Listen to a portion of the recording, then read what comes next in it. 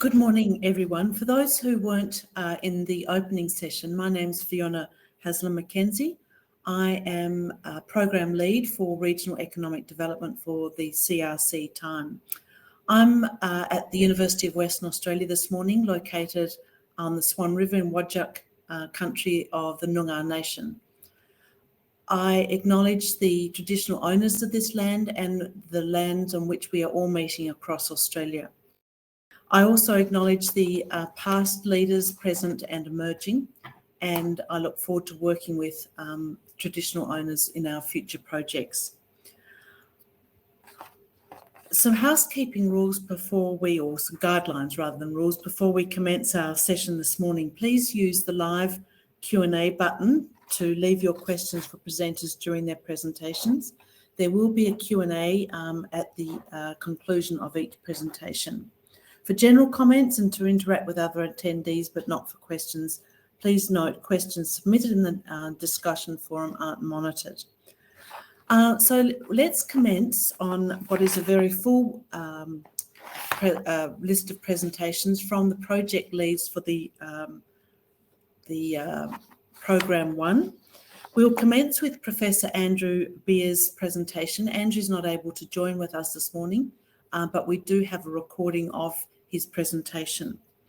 Andrew is Executive Dean Business at the University of South Australia. He gained his PhD from the ANU in 1990, and since then he's enjoyed working collaboratively in academic, business and public sector arenas. He's a Fellow of the UK's Academy of Social Sciences and a Fellow of the Regional Australia Institute. He served on the College of Experts for the Australian Research Council and as Chair of Regional Studies Association.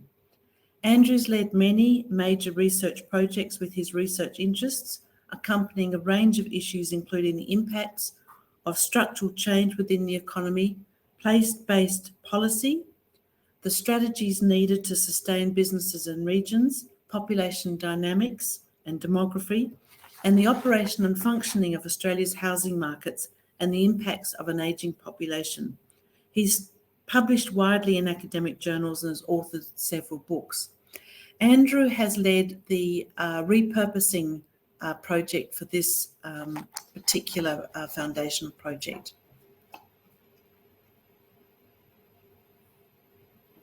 Hello, I'm Andrew Beer and I'm from the University of South Australia Business School.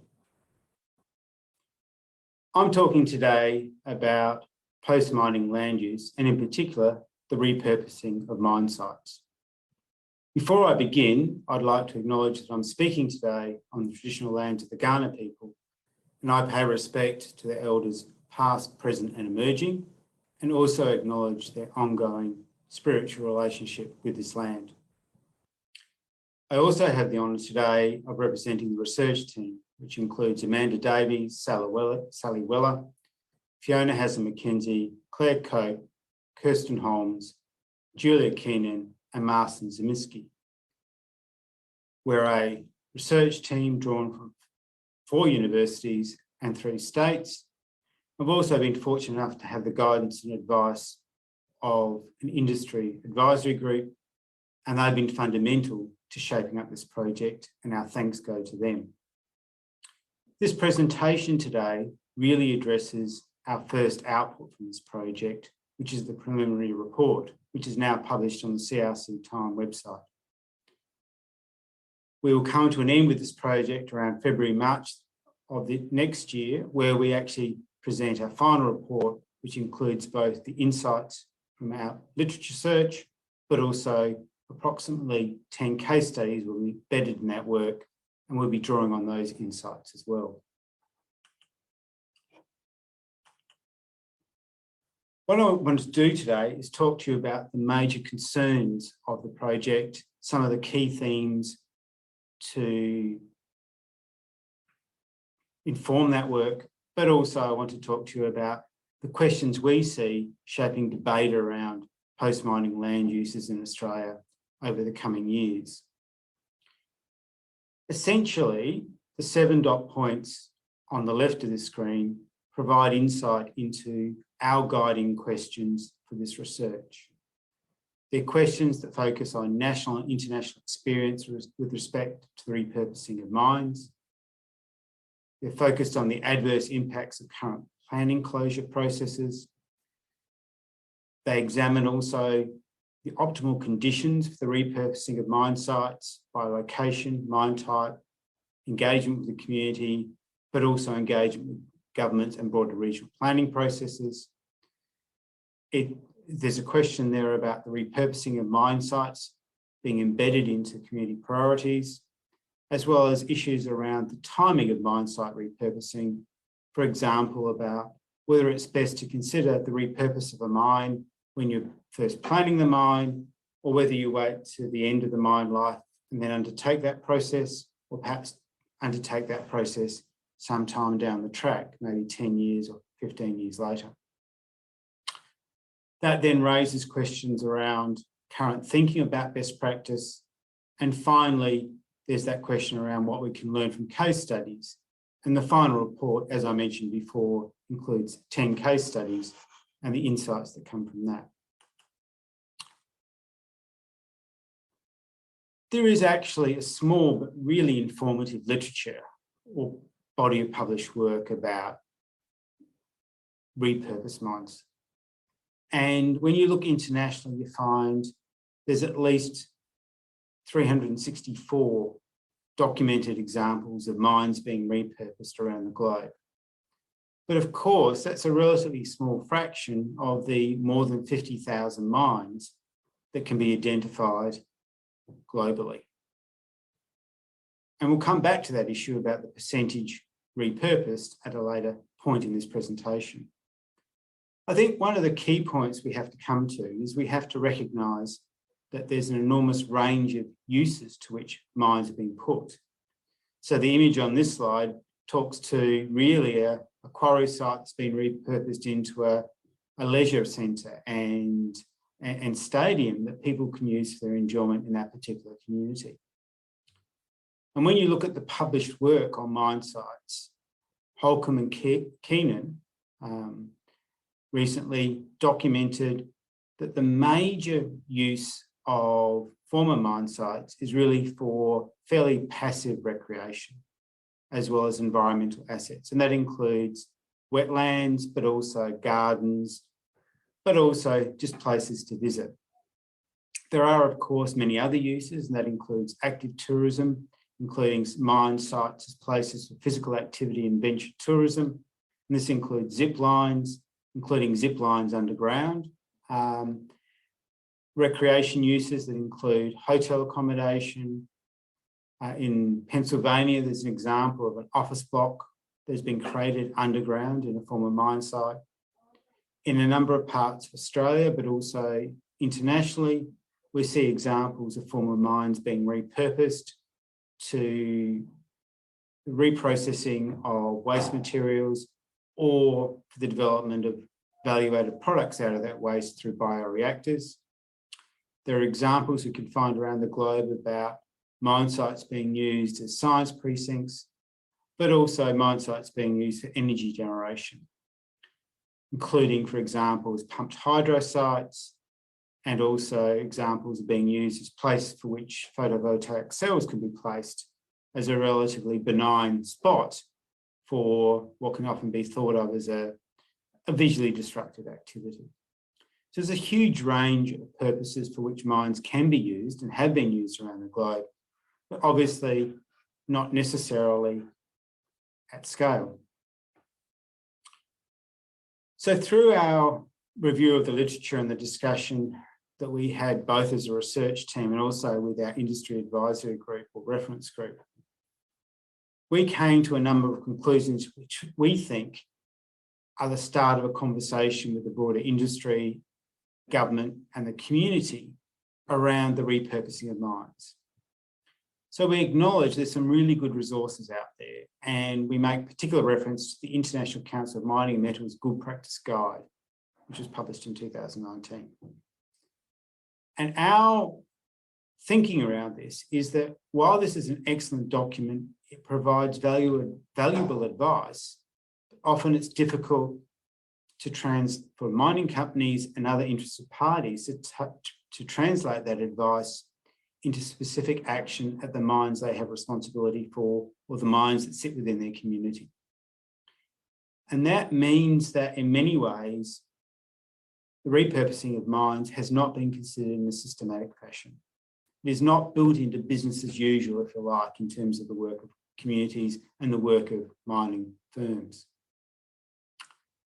That means that there have been lost economic opportunities, and that's a really important point. Those lost economic opportunities mean businesses relocate to sites that perhaps aren't quite as good, or infrastructure that was developed for mining is either allowed to degrade or removed, and the capacity to get more life and get more resource and return out of that asset isn't realised. And also, every time we abandon a mine and leave it to whatever fate befalls it, clearly many communities are affected, people leave the region, and that comes at a cost to individuals, to governments and society as a whole. The evidence that we see in the literature is that where mine repurposing has taken place, it's been dealt with as a unique one-off project, and that has meant there have been consequent significant implementation or enablement costs. So mine repurposing isn't to the forefront of the minds of decision makers. But when it does come to the attention of decision makers, whether they're in the corporate boardroom or in government or in the community, it comes with the burden of relatively high costs, because a one-off project is obviously an expensive and more difficult project. This can be made more difficult because in many instances, the regulatory frameworks work on the assumption that the ideal outcome for that mine site is to be returned to nature in as near pristine condition as possible. And that has to be a concern, because it effectively rules out the repurposing of that mine for other potentially more productive uses down the track. And examples I would think of is in the Upper Hunter Valley, there's some sites that could potentially be used for pumped hydro, which will be an important part of this nation's energy future. But that potential reuse will not be available once they effectively restore that land to a prior state that has been agreed to between the regulators and the mining company. And also, mining practices don't necessarily lend themselves to repurposing. And that's not just the technical aspects of repurposing and mining, it's also the personnel practices. The relatively high turnover of staff, mining staff, but also corporate staff, means that plans that might be put in place in the 15 or 20 years' time to repurpose the site don't come to life because the decision makers who made that commitment are not there at the end of that journey. And we need to be thinking about ways in which we can embed continuity in terms of the intention to repurpose into the life of mine firms.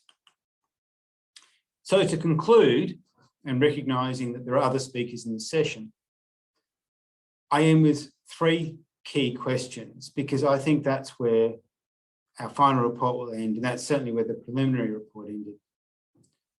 I think the first point is, what are the opportunities? We have a world where the pace of technological change is unprecedented. New technologies are emerging all the time. Photovoltaic cells, pumped hydro, just two examples. What are the opportunities about these new technologies that can now be implemented into the repurposing of mines to create a win-win situation, where the mining firm benefits from repurposing the site, the community benefits from having an economic future, and the economy benefits from making the best possible use of its investment and its assets in that location. Secondly, we need to not just think about the technology, the tech that goes into repurposing mines or could be deployed in the form of mine sites. We need to think about the process changes. Who can bring about change so that we begin to think about old mining sites as being an economic asset, not a liability? Who do we need to talk to get regulatory frameworks better in tune with the modern realities of the 21st century? Who do we need to engage with in communities to work in partnership with them? These are critical issues because unless we change the processes, we can't change the outcomes. And finally, we need to think about how best we can discuss the processes of mine repurposing and re-engagement with mines as an economic asset post their mining life. Because unless there's a public discourse, unless there's public recognition of this activity, there will not be an appetite for change. And to a degree, I think mines are often thought of as being hidden away, recognised as important, but in the abstract. We need to bring to life the stories about how positive change can happen. And that's an important mission, I think, for CRC time. Thank you. Thanks, Andrew. We have got a question, but I know that we've got the other speakers to come, so we might keep that question until towards the end of the session. Our next speaker is Professor Alex Gardner. Alex is a professor of law at the University of Western Australia, where he teaches administrative law, environmental law and water resources law to Juris Doctor and postgraduate students. Alex researches in natural resources and environmental law with over 100 publications. He has extensive interdisciplinary research teams, including the National Centre for Groundwater Research and Training and Water Law Reform from Ghana, funded by the International Mining for Development Centre.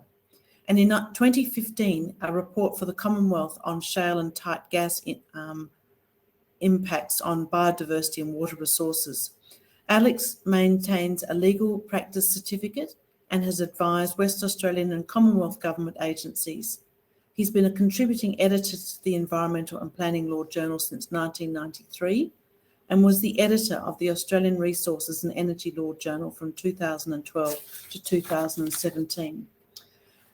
The project that Alex and his team have been working on is outlining the regulatory and policy frameworks in key mining jurisdictions in Australia that address mine closure and repurposing. So thank you, Alex. Over to you. Thank you, Fiona. And may I begin by thanking Vaughan Maguire for his welcome to country this morning and acknowledging that the University of Western Australia is situated on the country of the Whadjuk Noongar people, and I pay my respects to their elders, past, present and emerging. I'd also like to begin by thanking the CRC for the opportunity to undertake this project and acknowledge the co-authors on the research project. You can see them listed there, Yvonne Haig, Laura Hamblin, Lauren Downs and Natalie Brown, and they have been a fabulous team to work with. I'd also like to acknowledge the contribution to the research project of the steering committee that we formed for the project and various other people whom we called research contacts who have helped with gathering information, plus 3 lawyers who conducted peer review feedback exercises for us, Revel Poynton and Robert Milbourne in Brisbane and Dr. Meredith Gibbs in Melbourne. So let me begin with the goals of the project. The first is to create an open and accessible description of the current Australian regulatory frameworks, that's law and policy, for mine closure, rehabilitation and repurposing, through to relinquishment of mine production tenure and management of the residual risks to environment and community. And the aim here is really to gather baseline data about the framework. The second goal is to conduct a comparative analysis of the significant differences between the regulatory frameworks that we've managed to study. And we've focused on Queensland, Victoria and Western Australia and some interaction with the Commonwealth. Here, the aim is to identify the interesting differences in those frameworks so as to ascertain important questions about the operation of the frameworks. Why are they different? What does it tell us about the core goals and principles that inform those frameworks, and what might be the criteria against which to evaluate them?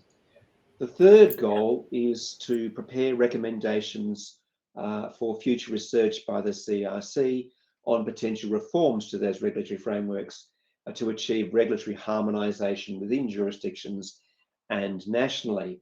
Now, in embarking on this exercise, I should acknowledge, of course, that there has already been significant regulatory reforms over the past decade or so. So our research shows that there is a broad recognition of the benefits of those reforms in driving mine closure planning and endeavouring to incentivise progressive mine rehabilitation, including the fostering greater collaboration between industry and government. There are, however, still significant concerns about the effective engagement with communities that will be left with the legacies of the mining activity, both positive and negative. So let me turn to give an overview of the project, and we're conceived to construct it in 3 core stages. So beginning with key concepts, goals, and institutions. And the idea here is to give an overview of the scope and definitions in the report to establish the context for stage 2. Stage 2 then is the focus on the regulatory frameworks, looking at the state and national frameworks for mine rehabilitation and repurposing, and I could add relinquishment, etc. A core part of this is the actual regulatory mapping, but we've included 3 case studies that I'll mention a bit more about shortly. The third stage is the experience with the current regulatory framework, and this particular work, the empirical research and analysis of that experience, was conducted by Dr. Yvonne Haig, my colleague at Murdoch University. Now, I mentioned that there were 3 case studies. These were of the Ensham coal mine in Queensland, the Pilbara iron ore mines, particularly those that are, as mostly they are, based on state agreement regimes, and then the La Trobe Valley. And these will be annexed to the regulatory mapping report. I acknowledge the importance of the feedback, again, from the steering committee and the consultants. And the final report is to be presented to the CRC by the 24th of December this year. Now, the next thing I want to do is to give a snapshot of 8 key outcomes or themes that we've identified across the research. I wouldn't pretend to suggest that's a comprehensive analysis of the outcomes. I can't pretend to do justice to what is now perhaps nearly up to 200 pages of report material. So there may well be other research questions that we'll come to, and I'll speak briefly to them at the end. Now, the first of the key comparative themes to emerge turns around definitions. And I think we can say that there are established concepts in the legislation and in the literature around mine closure relating to restoration, rehabilitation, and remediation. And these terms seem to have been used interchangeably in the legislation, even though in specialist circles they are regarded differently. So ecological restoration, rehabilitation includes some land use, remediation of contaminated sites. Nevertheless, we've adopted an overview concept of rehabilitation. Emerging concepts include repurposing, relinquishment, and residual risk. And these are, I think, all key parts of the transformation concept. The next point to look at is the institutional design. And we did find that there were some differences in the regulatory roles of key agencies, including the constitution of special agencies. A key point that came in contrasting Western Australia and Queensland is the separation or the combination of the administration of tenure and rehabilitation. So in Queensland, tenure is administered under the mining legislation by the Department of Resources, you might say the Mines Department, whereas rehabilitation is administered under the environmental protection legislation by the Department of Environment and Science. Now, that contrasts with Western Australia, where largely those 2 functions are performed by the Department of Minerals, Industry and Regulation.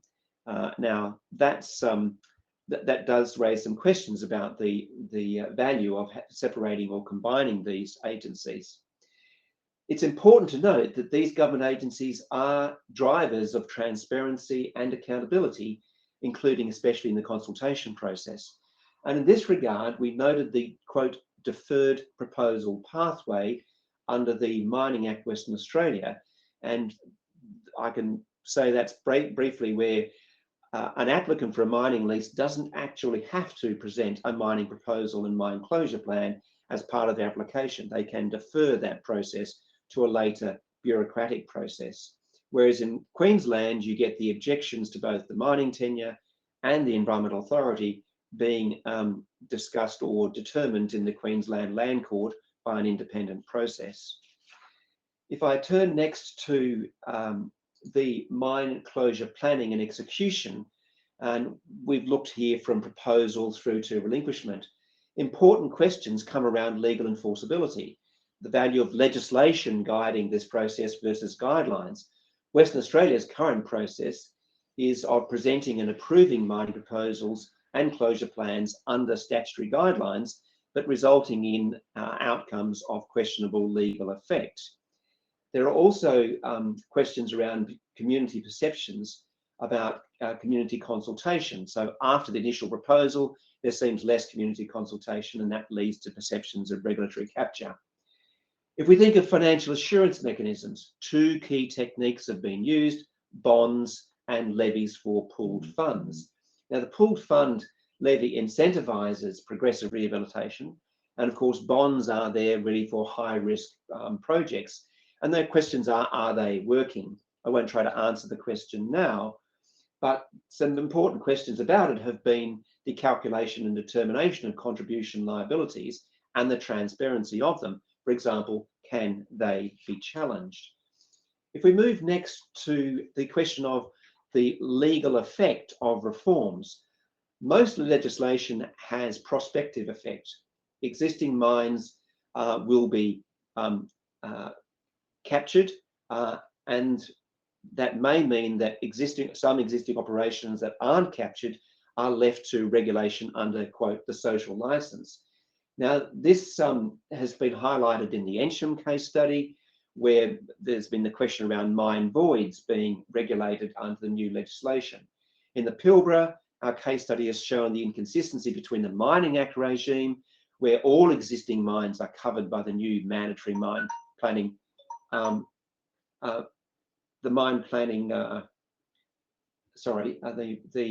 mandatory mine closure planning, whereas under the state agreement regimes, it's really only a prospective effect after the EP Act environmental impact assessment regime kicks in. There is this question then about transparency and accountability and enforceability. There were some key themes around this regard in the Ensham case study, with community concerns about particularly the content of discussions between regulator and regulatee, which weren't public. There's the key theme about that came out of the regulatory experience interviews, with communities demanding greater input into closure protocols. Now, I realise my time is up, but let me conclude quickly with two of these themes. One is around the social transition. And the key point that we became aware of early is that this really lacks a statutory framework. Perhaps the role of land use planning may be an interesting question there. And an example of engagement with that social transition is the Victorian Latrobe Valley Authority. Finally, climate change and the energy trilemma. I won't go through the definition of the energy trilemma just now, but it's clear that, for example, in Victoria, its climate change legislation is driving the closure of its coal mines, and the new statutory authority, Latrobe Valley Authority, is assisting with the social transition. What's really interesting about the Latrobe Valley scene is the fact that you've got this strategic perspective. The Latrobe Valley Regional Rehabilitation Strategy developed under the Mineral Resources Sustainable Development Act and the oversight of it by the Mine Land Rehabilitation Authority. Could this be a model for other regions where there are cumulative impacts? So, looking quickly at the areas for future research, what we've found is that our feedback is that, notwithstanding priority 2 of the research prioritisation plan, is to develop national guidelines and standards for mine closure, the feedback is we don't want national standards. We're interested in the comparisons and learning from each other. So what may be the questions for research? Continue with the core regulatory themes identified in the report around transparent statutory process for mine closure planning and implementation, including suggestions here from a discussion that I had with the two West Australian departments, DMERS and DWER. So here was their suggestion: involvement of stakeholders in mine closure decision-making process. There are different approaches. What delivers the best outcome? What's the best timing for the involvement of stakeholders? For example, is upfront involvement as well as involvement throughout leading to better outcomes? And then the different approaches to relinquishment. What are the benefits and weaknesses of a stronger statutory process versus malleable soft law approach? The second question that really stands out from the three jurisdictions is mining and water, including the impact on Indigenous communities. And I could say more about that in the Q&A. And then finally, this regulatory guidance around the social transition in mining communities with special attention to coal communities. So thank you very much for your attention. That concludes the presentation. Thank you, Alex. A very comprehensive presentation. The foundational projects have been very important because in the run-up to the establishment of the CRC, our stakeholders told us that they wanted us to pull together information about what had been done prior, so that there was no likelihood of us just reinventing the wheel. The next presentation is actually goes beyond that. It's actually examining an emerging issue, and that's cumulative impact assessment and how we incorporate cumulative impacts into mine closure and land use repurposing. This project is being led by Dr. Renee Young from the West Australian Biodiversity Science Institute and Curtin University. Renee has specialised knowledge in ecological restoration. She's an environmental scientist with over 15 years' experience across academia and the mining industry. She has on-ground knowledge in restoration and understanding of the limitations and challenges currently being faced by industry, and this assists her to facilitate and coordinate multidisciplinary programs of work required to overcome some of these very large and often intractable barriers to ecological restoration. Renee has led the Western Australian Completion Project Criteria Project and is currently leading the development of the international standards for mining site restoration.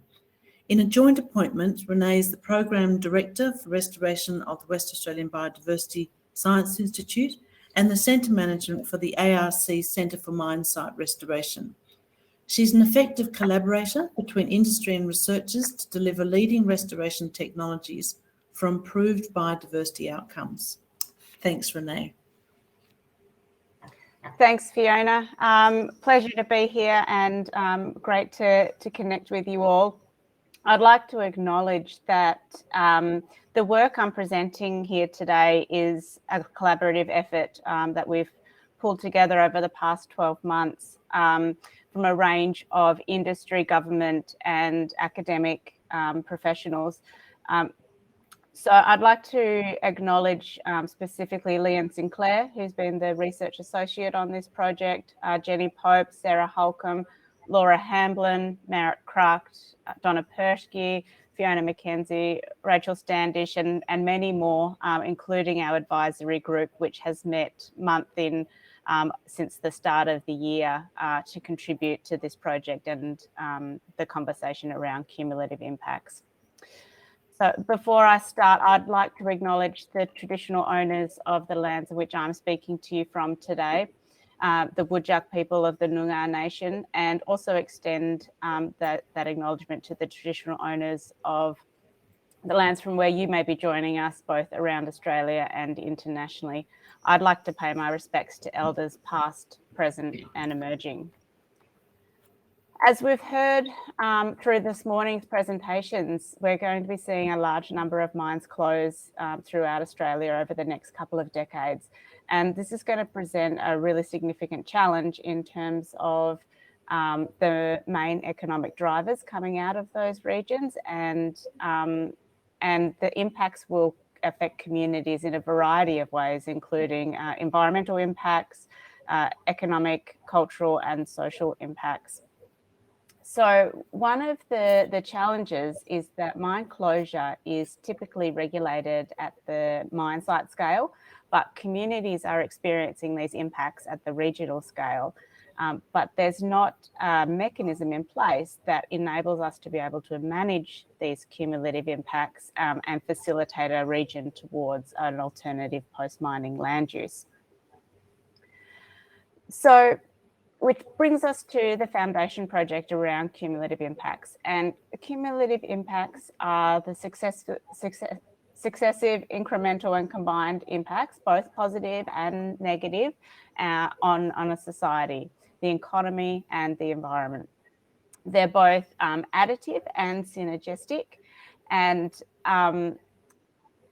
they can accommodate impacts from the past, present, and future.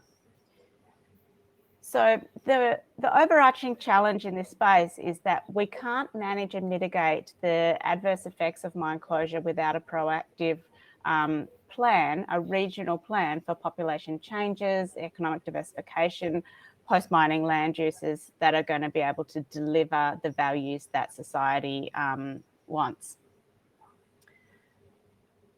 Recognising this problem, there was the foundational project, Project 1.1, that was designed to address this. And in the first 12 months, really what we're setting out to achieve through this project was to synthesise the current knowledge base in this space, and then through interviews and case studies, really tease out what is currently occurring in industry and government at this current stage.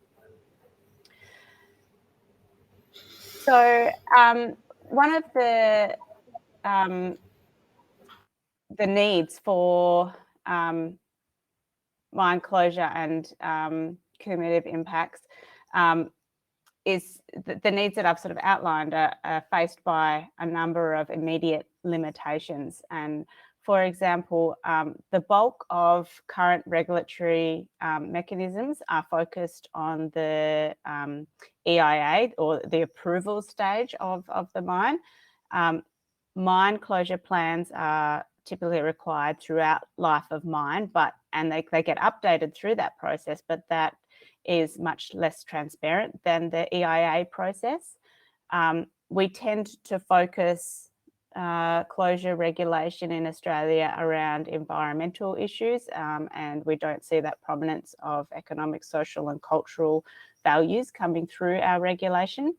And the role and the impacts of cumulative impacts go well beyond the mandate of just an individual mine. And so the traditional regulatory processes are typically ill-equipped to be able to deal with them.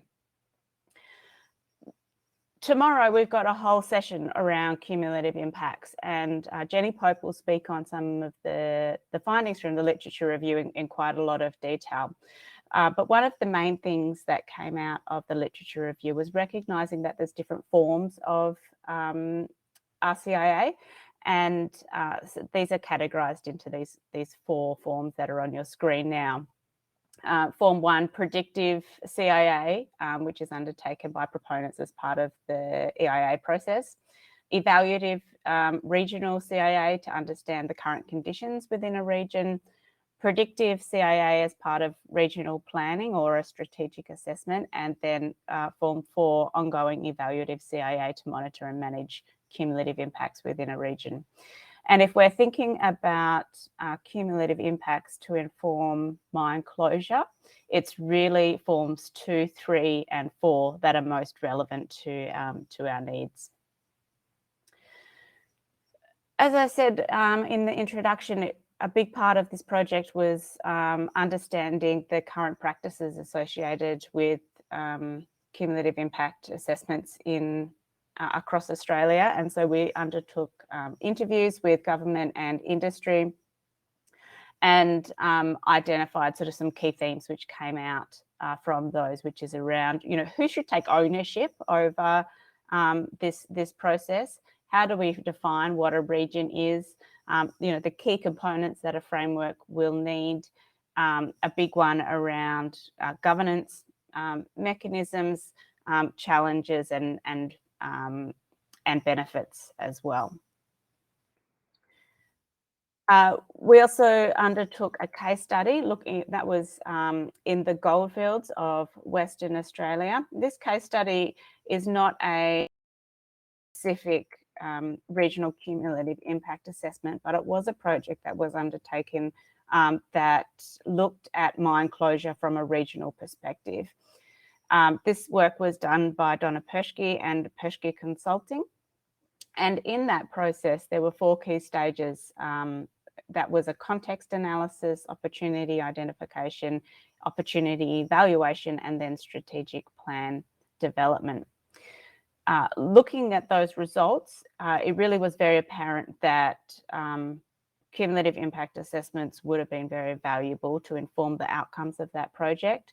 A Form 2 CIA, for example, would have facilitated the development of a regional plan, a post-mining master plan per se, to match land use in the region. A Form 3 CIA would have been really useful to facilitate that evaluation and assessment of closure options as the mines close within the region. So a very sort of insightful piece of work that demonstrates the needs of these different kinds of cumulative impact assessments. From the work that we've done, key elements of a framework are starting to fall out, and these are at a high level presented here. So the stage 1 around the definition and initiation. So how do you define the region and what's the government's arrangements associated with that? Undertaking an evaluative RCIA, future planning informed by RCIA, and then implementation as well.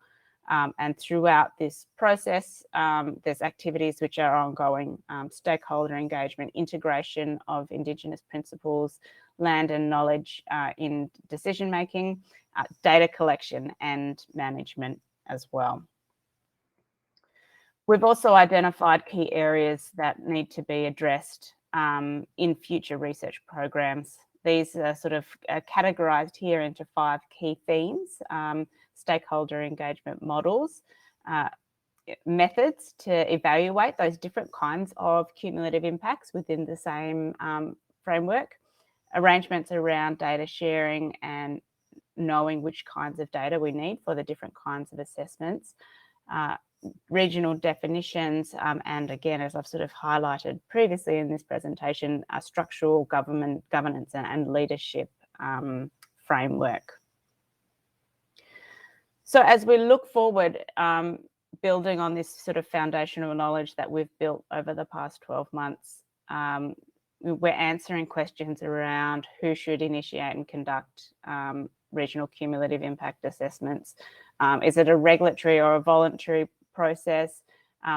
When are the trigger levels reached to initiate RCIA? Obviously not all projects and all areas need RCIA, so where does that threshold sit? What kind of data do we need, and who's going to be responsible for the gathering of that data? Some of it is site-based, some of it is regional, and then how do we make that data shared, digital and dynamic? And then how do we incorporate the issues of unplanned mine closure or abandonment when we're considering regional cumulative impact assessment as well? So we're at the stage now where we're thinking about where we're going to head over the next few years, and building on what we've done over the 12 months, as I sort of said, what we're thinking is that we're going to be bringing together the outcomes of the project that I've just spoken on, and also the one on SAFE, which Chris Gentle will present on tomorrow, to develop a really fleshed out, detailed framework about how to actually go about doing these kinds of things, test that through case studies and develop draft policy and guidance to inform regional cumulative impact assessments, both at the federal and state levels. So that's a quick summary of where we've been over the past 12 months, and I encourage a lot of discussion around some of those questions that I've raised. I'd just like to thank all of our partners on this project. All of your contributions have been very valuable, so thank you very much. Thank you very much, Renee. It's very thought-provoking. We do have some questions, but I think it would be useful to hear from our fourth speaker and then perhaps address some of those questions in totality. As I mentioned in the run-up to establishing the CRC, we talked to many communities and to many stakeholders who are thinking about repurposing and thinking about mining economies and moving away and planning for economies post-mining.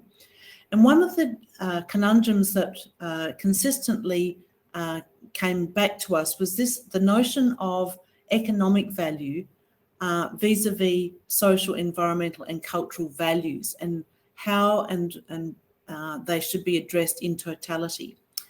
So the fourth speaker is Dr. Marcus Barber, who is at CSIRO in Queensland. Marcus took over leadership of this project from Dr. Tom Measham, who's now working full-time for the CRC. Marcus is an environmental anthropologist who holds a position as principal research scientist with CSIRO Land and Water. He has over 20 years field research experience with Indigenous Australians, focused particularly on water rights, livelihood development, and building contemporary Indigenous cultural and natural resource management. His postgraduate research in Blue Mud Bay, Northern Territory, contributed directly to a High Court decision recognising Aboriginal rights to the intertidal zone along the Northern Territory coastline. He has expertise in the interface between scientific and Indigenous knowledges and has co-directed documentary films with Indigenous traditional owners in the New York, Cape York and North Queensland communities.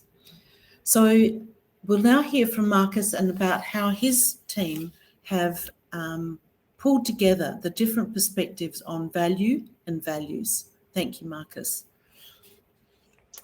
Thank you very much for the opportunity. I'd also like to add my acknowledgements of the traditional owners across Australia and the communities with whom we work. I'm here in Brisbane, which belongs to the Turrbal and Jagera peoples. I'd like to pay my respects and thank them for their hospitality. This project, as Fiona said, has had Tom Measham originally as the project leader, and before he moved on. It is a strong project team that contains a number of people that you'll see across the conference. Myself, Fran Ackerman, Tira Foran, Kelly Schmidt, Fiona and Brian, and of course Tom. There is, I'll note at the outset that there is a workshop tomorrow that's focused on this project, which is ongoing. So we'd really encourage people who are interested by the material they hear about today to please do come tomorrow. And without further ado, I'll go ahead with the project, describing the project, which is entitled Understanding Values in Post-Mining Economies. And the first title slide is actually a bit of a cheat, because the full title notes the perspectives of diverse stakeholders over time. This is absolutely critical, and it does refer to one of the questions that's currently sitting in the Q&A session.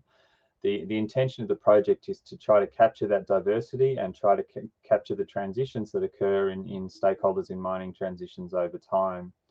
As Fiona noted, it's a foundational project for the CRC, and alongside identifying stakeholders, current and future, it's how those stakeholders understand the term value or values, what they actually consider valuable, how their levels of influence may differ, and then of course from that, whether there are trade-offs or win-wins, other sorts of circumstances involved in transitions that can be identified and may be opportune to explore. As I said, this is an ongoing project until June 2022. Most of the other foundational projects will have completed by then. And there's two primary elements. As Fiona pointed out, it was very important to not reinvent wheels. So there's an extensive review of the literature. And then there's also some fieldwork research, interviews and workshops and focus groups, which I'll say a little bit more about at the end. The intention is to identify, categorize and represent stakeholder values that will impact on post-mining or transitions to post-mining. And that's, of course, to assist in understanding where the opportunity lies, as well as avoiding the cost. And as with all the other foundational projects, it's not intended to be a definitive final result. It's instead intended to refine the position of the CRC and the kinds of questions it addresses going forward. I'll move on now to the first stage of the project, which is complete, which is a literature review that's available as part of the CRC documentation. And I'll note some of the key features of that review and then comment briefly on how they're impacting on how they're shaping the fieldwork research. The most important thing, almost in this situation, is to define what value means and to understand what that means and how people interpret it. The literature review adopts a common sense approach, which is that value is what matters, what's important, what is good. There are more technical, social scientific definitions that I've noted there, but it's critically important that in this situation that we do take a relatively broad understanding of what that term may mean to different people. It may mean things like the quality and quantity of water resources. It may mean something to them as intangible as a sense of identity, a connection to culture, and so on. It's equally important, as Fiona alluded to in the introduction, that we move from value, and particularly that is a single numerical measure, to values plural and how those may be understood. Not surprisingly, given the potential for interpretation within the research community, the study of values has been both endorsed as central, but also explored and conducted in very different ways. Now, this is just a table from the literature review, and I'm certainly not going to go through the detail of it. What it's really highlighting here is that value is explored in different ways through different disciplines: economics, psychology, anthropology, sociology, and so on.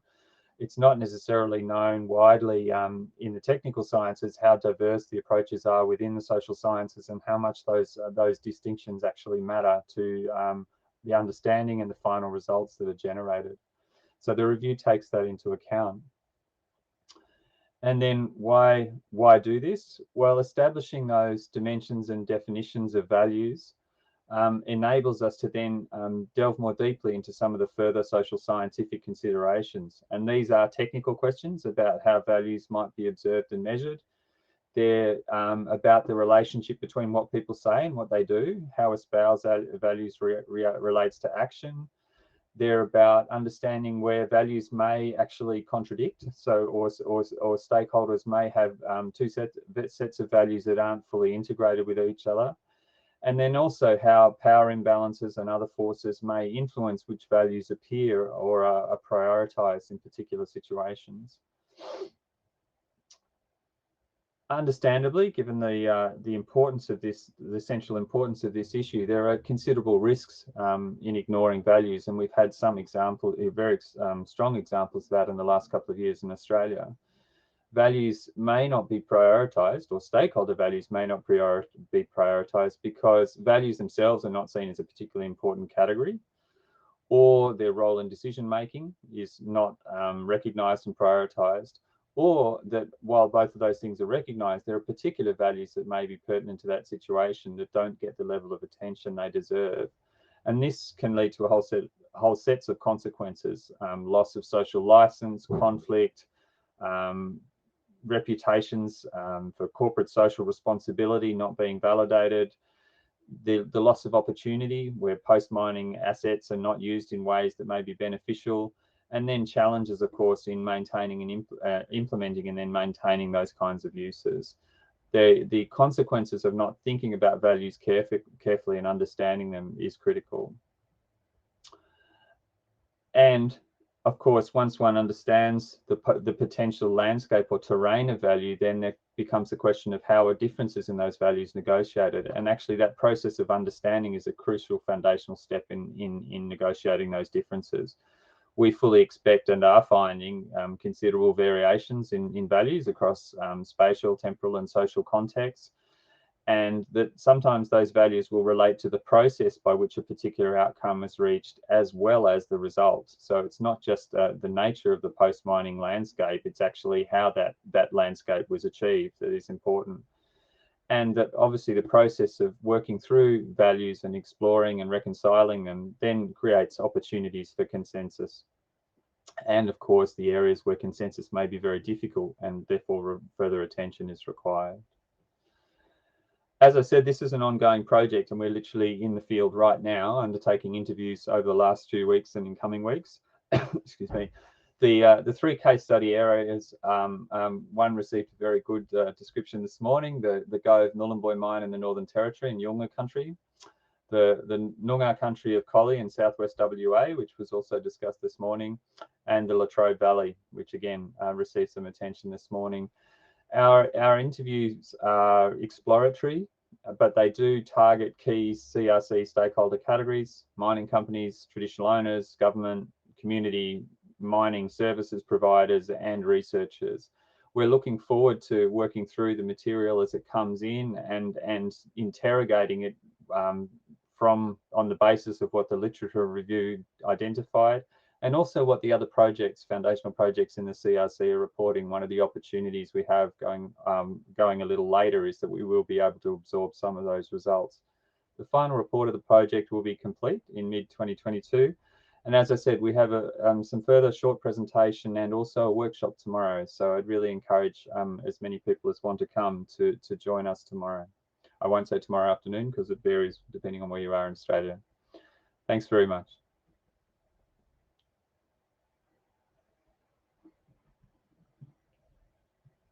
So I think the first question was probably addressed to Andrew, but I hope you don't mind, Marcus. I'm going to actually push it to you. Sorry. It says, how might groups of stakeholders involved in a discussion about mine rehabilitation and their interests change over the course of a mine's operating life? I think that's actually one of these central questions. I think it picks up on a whole range of points that were raised this morning, not least in a sense the regulatory environment, which Alex could also comment on this as well in a particular form, is that purely to use the example of Gove, where I'm most familiar and am working at the moment, where obviously the mining company is a huge stakeholder at the moment, but once they exit, a range of other stakeholders become, both from a practical point of view, but also from a policy, regulatory and institutional point of view, more significant.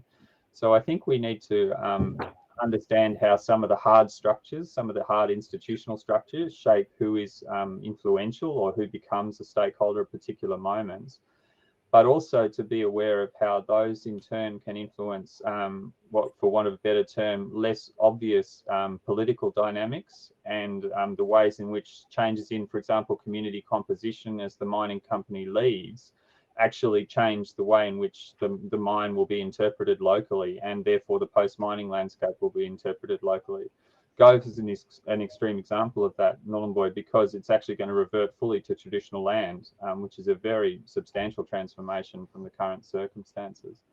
So I think, in a sense, without wanting to duck the question, what I would really note is that is something that the CRC hasn't, because of its longevity over 10 years, it has the opportunity to really explore is how those things change over time, and how those stakeholder dynamics then shape the possibilities and the limitations of mining transitions.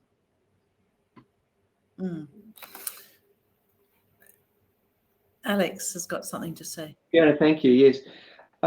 Look, it seems that a rural community, for example, that may exist at the time that a mining proposal comes forward may well be significantly changed by the establishment of the mining enterprise, and so that community will become more of what we might define as a mining community, and then they will obviously have interests and values that they wish to see addressed in the transition from the mining economy. But can I give a different example that actually shows the transition in law and how that can be very significant over time. So the classic example here is native title. If you think about almost any part of Australia really, but particularly the Pilbara, when the state agreements for example, Rio Tinto and BHP were first signed in the early 1960s, there was no recognition of native title at all. In fact, there hadn't even been the initial seminal cases that led to the development of the doctrine. And it has to be said that the Indigenous interests were largely disregarded. And even in quite recent times, the various native title claimants have had their native title determinations made by the federal court in just the past decade. And so now these mining entities that have got long established businesses that have developed on the basis of not having to have regard to native title and perhaps Aboriginal heritage concerns are having to, in a sense, retrofit their operations to address them. And a brief example would be in relation to water. So water is obviously really important to Indigenous people.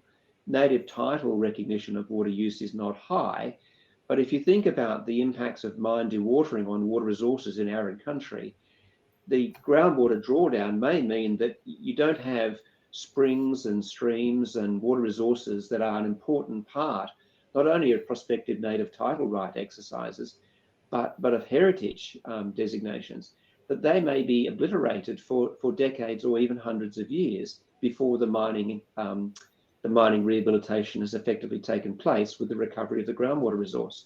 So over time, you can see we've got a very important legal change that necessitates a change not only in how the community is addressing things, but how government and industry are addressing things.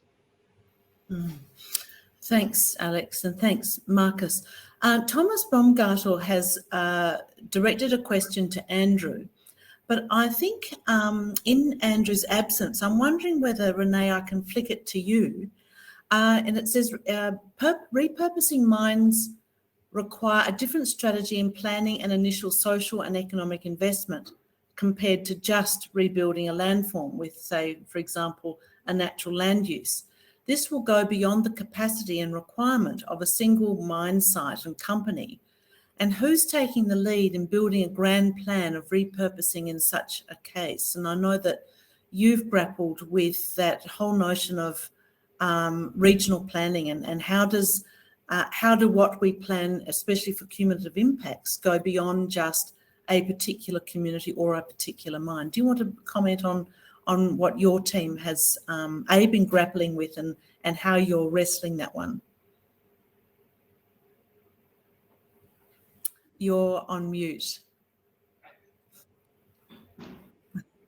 Apologies, everybody. Great question, Thomas, and one that has had quite a lot of airtime in our advisory group meetings over the many months. Yes, so alternative post-mining land uses and the planning of them, of course, they're going to be going beyond individual mines and communities. Identifying the most appropriate agency or group to do that, a regional planning exercise, has been challenging. The regional development corporations have a lot of knowledge base about what's happening in each of their regions, but they're not designed to be able to do that kind of planning at that scale. So so it really is a big challenge, and it's not a simple undertaking, so we're going to need additional resources to fill that gap if we're going to be able to overcome this this regional planning challenge. So an ongoing conversation with no clear preference at the moment. It's not something that I think that we can decide. We have to have these conversations with each of our with our industry and with our government partners to see how it's going to fit into each of the different states. So we can make recommendations. And from our surveys, it seems like the regional development corporations and groups are well positioned for that, but that's by no means, the answer. I think the other part of that question is we need to understand what each of these alternative post-mining land uses look like, because at the moment there's a lack of data as to how we undertake them, and then to be able to compare different options within a region, and then how do we strategically plan for those. So for example, if a post-mining land use is aquaculture or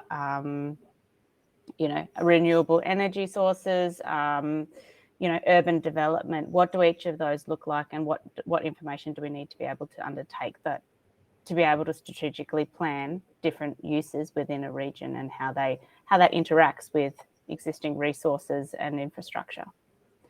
Does that answer part of it, Fiona? I think it does, yes. And I guess it also then, Jeff Batts posted an interesting question about dynamism and evolution of stakeholder values, and recognising that the aims and ambitions of a community may be substantially changed by the presence and impact of a mine over its operating life. But I think that's equally the case for preparing a community for how it will inevitably change when that mine is no longer operating, or that there is something else in its place. So at what point do you start preparing a community for the absence of a mining company and the presence of new people who may not necessarily be inculcated with the values of the community as it is now or as it was during mining operations? Marcus, do you want to have a go at that one? Thanks. It's an interesting question. I think it's also important to distinguish between, this is when questions like about individual mines versus mining regions become also very highly significant. So for example, you've got an area like the Pilbara where mines may be opening and closing all the time, and not all the time, but you understand the point, versus a situation like Jabiru or Nhulunbuy Gove, which was referred to this morning, where it's a discrete mine in a particular location, and when it closes down, the industry effectively ceases operation in that region. I think those are two quite different circumstances in terms of community adjustment and the ways in which the industry engages with that community, if they need to preserve relationships for ongoing operations versus exiting and then really looking towards the relinquishment. So I think that's probably the first observation I'd make is that the potential diversity for the way the industry is operating has implications for the diversity of the stakeholders. And I guess the previous response was also indicating that we get these interactions between the institutional or legal requirements or who has power in certain circumstances, and then the political dynamics of those communities as they change. And they change either with the arrival of the mine or with the departure of a mining, or even just a change in the relative proportion of workers or operators involved in mining. I think those are some of the key dynamics. And then the other one, which was also referred to this morning, is the potential, at least in parts of the industry, the wider mining industry, for effectively a reduction in the number of employees. The big question of robotics and so on, and the degree to which mines employ fewer and fewer people, and also don't establish communities in the way that they used to, that fly in, fly out technical robotics engineers as part of the future of mining. That also changes the relationship of the mine to, or the mining area to the surrounding population. And I think that's something that we probably have only just started to think about as automation becomes more significant, the driverless trains in the Pilbara and so on. But that's something that I think I haven't thought enough about, and I'd really be interested in what other kind of thinking is out there about how that level of technological change will impact on acceptance, transition, and all of the issues that we're discussing here. Mm. I'd just like to, sorry, Alex, did you? So I had a brief comment, I think, and Laura may wish to add to this. Yes. One of the things that we found distinctly was that there may be reasonable community consultation at the mining proposal and development stage, but then a lack of that consultation on an ongoing basis, including crucially at the final mine closure plan implementation stage. And so what's been addressed here, I think, highlights the importance of strong community consultation right the way through the life of mine, so that you've got good consultation at the beginning to, well, this is what you might end up with as a community, through to this is how we might be adjusting or implementing the closure plan at the end. So I think it strengthens the case for ongoing transparent community consultation. And Laura worked closely with Alex on the regulatory and policy frameworks, but Laura also had a role in the cumulative impacts project. And Laura, would be great to hear about your insights. Thanks, Fiona. Yeah, relevant to that changing stakeholder perspective, there's, I'd say, two things. Firstly, we've seen, certainly in the last decade, quite a rapid evolution of soft law guidelines being industry standards, local government inputs, and obviously non-binding government issued guidelines, which is still in the stage of evolving community expectations. So I think even within a community, even if it is the same community that we're looking to for consultation, their expectations about what is actually a normal or acceptable standard of rehabilitation, or what is a feasible method of repurposing, has probably also evolved with the life of the mine. And the other element to that is that once you do look at a comprehensive transformation, and again, that concept is also rapidly evolving, particularly in the eyes of the law, particularly in relation to traditional owners, but a lot of states therefore come out of the woodwork essentially once you are looking to repurpose a mine site. So, for example, if the mine site is going to be repurposed for an alternative use, whether that be an alternative industry, whether it be for NGO premises, whatever it may be, that use presumably was not even contemplated at the start of the mine life cycle, particularly in larger mines with decades-long life cycles. And having that use be contemplated by the local community is also presumably a really important part of its success and of maintaining the social license to operate, both for the miner who's now vacating that site and for the new land user as well. Thank you. Sorry, Renee. Comment, Fiona. I think that we need to be talking about these mine closure options right from the start.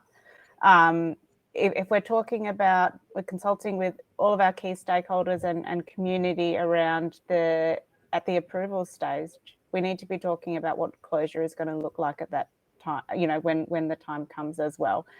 Acknowledging that things change, mines operate for long periods of time, decades, and of course things are going to change, but we need to be approaching it throughout life of mine and looking at, right from the start, and then ramping it up as we get more certain towards the end of life of mine around what it would look like, what are the options, what does the community want. But it needs to be an ongoing iterative conversation. I think it's important to document that over time.